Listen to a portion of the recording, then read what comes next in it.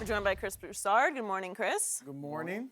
How do you explain all this hate towards Steph? Shannon, is this brothers just hating on the light-skinned cat? That's what it is. Yeah, that's what it is. Now, there's a lot of colorism in the black community, but I'm just playing. That's not it. That's not it. Although Michael Eric Dyson wrote an article last year saying that had a lot to do with it. I don't agree because Muhammad Ali was light-skinned and obviously a lot of others. But getting to some serious points, this is rooted in the competitiveness that these players have and the jealousy that comes with competitiveness. If someone outshines you. So LeBron has been the face of the league for what? At least the last 10 years? I would say ever since he went to the finals in 2007. I don't know. I think he was the face of the league when he stepped I think on that's the floor arguable. in Sacramento. Yeah, I think that's arguable. Seriously. He certainly was going, you knew he was going to be. So, and then before that, I mean, he's been huge. He's been the guy his entire life. And all of a sudden, last year, Steph took that from him. Now, LeBron took it back in the finals, but there is no question Steph Curry was the face of the NBA last year. And so naturally, that bothered LeBron. This is not unprecedented. Isaiah Thomas has told me several times his relationship with Magic Johnson fell apart. And they fell out when Isaiah began challenging Magic in the finals. As long as it was, oh, yeah, Isaiah's my man. Yeah. He's great. And then they going out in the second round. It was cool. This is according to Isaiah. Magic might tell it differently. But Isaiah says that when they got in the finals, he became a rival, and they're trying to beat, and they did beat the Lakers. That's when their relationship fell apart. Isaiah had disdain for Michael Jordan. When Michael Jordan started getting all the praise, I mean, we know that. It's so well documented. When they wouldn't passing the ball in the All-Star game, Exactly. they closed him out. Exactly. And Michael never forgot it. That's right. That's right. Now, with Russ and Chris, this is rooted in Steph getting all this praise, and you're the best point guard in the league, but you won't guard us. So it's like you can come at us, make me fall. I'm Chris Paul. You make me fall, and you do all this stuff offensively. But on the other end, you won't even guard me. You know, you won't let me go at you. So that's where. So they feel like you're supposed to be the best player in the league or the best point guard in the league, but you won't take up the challenge of guarding us. Now, it's Golden State being smart. Steph's not a good defender, so they put Clay on these guys. But that's how players look at it. And finally, I'll say this.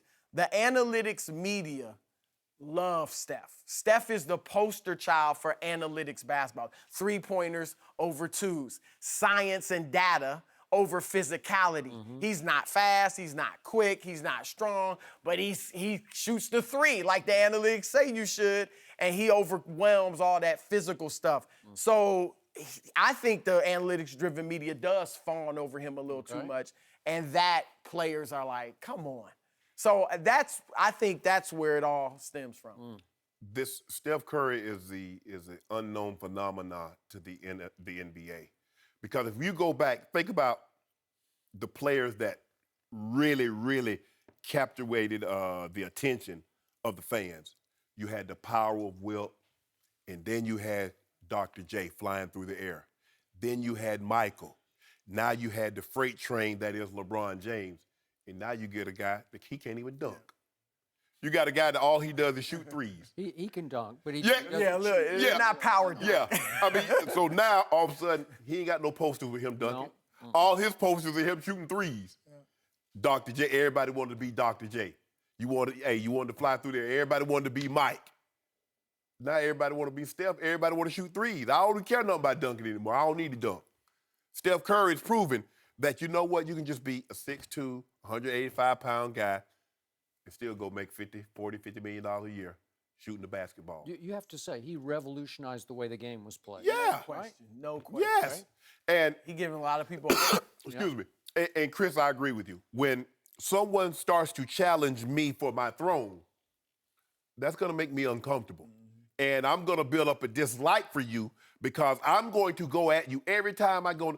And if you notice, everybody from Kyrie to Dame Lillard to Kemba Walker, when they see Steph Curry, they go at him. Yep.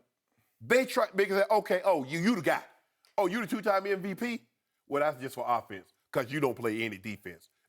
Everybody go at him, Skip. I mean, if you notice, like the last two games, what did they do? they kept Steph Curry in pick and roll. Yeah. LeBron, and what LeBron do? Back him down. If you come to help, I'm gonna hit one of these wide open threes, or I'm gonna go over the top of you, Steph Curry. So what you want to do? That's their game plan. Try to get Steph switched on to LeBron in Yes. the row. Russ hates everybody. That's just who he is. He's going at you because, look, Russ saying, I'm averaging a triple-double. How is this guy starting the All-Star game, Chris? How is this possible? What is it that the fans love, because the players and the coaches, what is it that they love so much about him? I don't know what it is, but I'm going to go at him. Now, Chris Paul, look, I don't really know a whole lot about Chris. I mean, his demeanor seems like really even keel. He seems like he's an old school point guard. Yep. Not really all that flash like these other guys. These guys that coming out now, they got tremendous handles. Steph Curry can handle the ball. Kyrie, Dame, all those guys can handle the ball. But LeBron, I'm a little surprised by LeBron, but then when you step back, You get it, right? you get it. Because the greater the player, the greater his ego is. Yeah. Skip, you coming from my throne. I'm the king. And for the last decade, I've been the guy. When they needed something marketing, when they wanted to talk about the NBA, they came to me. Now they coming to me and Steph. I want to be the dominant guy. And that's just the way it is. That's the way it is in life. It doesn't matter if you sports. You could be a doctor. Hey, if you getting all the attention, I need to know why, and why can't I get some of it? You know the competition with beat writers. They be hating on my man Skip. They be all on my timeline trying to hate on you, Skip. You know what I do? You know what I do to him, Skip? I said, leave Skip out of this. Do you say that to him? You don't need to say a word to him. No, I got to, Skip. I ain't gonna let them talk about you. Ignore him. Me, I will talk about you, but they can't talk about you. Well, back to my friend LeBron James. I do not believe he personally hates Steph No. Curry. I just don't I believe agree it. with you. I agree with you. I don't think there's any hate in his heart toward the man that is Steph Curry. No. I do think that LeBron has come to dislike the media's fawning over Steph Curry because he thinks it's gone completely over the top and out of bounds.